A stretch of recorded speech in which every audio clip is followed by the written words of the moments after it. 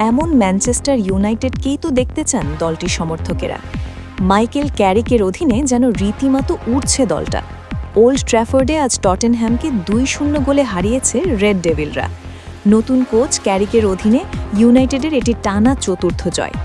শুরু থেকেই টটেনহ্যামকে চেপে ধরে ইউনাইটেড, তবে ম্যাচের মোড় ঘুরে যায় 30 মিনিটের মাথায় টটেনহ্যামের ক্রিস্টিয়ান রোমেরো সরাসরি লাল কার্ড দেখে মাঠ ছাড়লে। 10 জনের দল হয়ে যাওয়া টটেনহ্যাম পিছিয়ে পড়ে একটু পরেই।